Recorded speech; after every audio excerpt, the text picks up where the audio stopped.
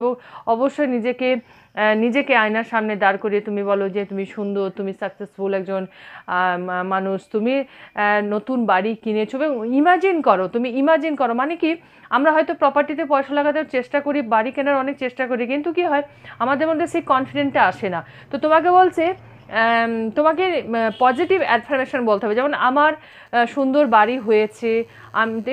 Imagine করতে হবে যে তুমি সুন্দর বাড়িতে ডাইনিং রুমে তুমি সোফাতে বসে আছো, টিভি দেখছো, হ্যাঁ, তোমার পরিবারকে নিয়ে তুমি আছো এবং আনন্দে আছো। তোমার বাড়িতে তোমার গেস্ট এসছে, পূজা হচ্ছে তোমার বাড়িতে, সুন্দর তুমি বাড়িটাকে সাজিয়েছো, তুমি মনের মতো বাড়ি সাজিয়েছো, দেওয়ালে মনের মতো রং করেছো, এবার তুমি তোমার মনের মতো বাড়ি তুমি পেয়ে গেছো। এই যে প্রেজেন্টে এই ইমাজিনেশন করতে হবে, তাহলে কি হবে, তোমার বাড়ি কেনার যে স্বপ্ন, বাড়ি কেনার যে একটা প্রপার্টি কেনা বা বাড়ি কেনার যে একটা তোমার ইচ্ছা, সেই ইচ্ছা তোমার 2025-এ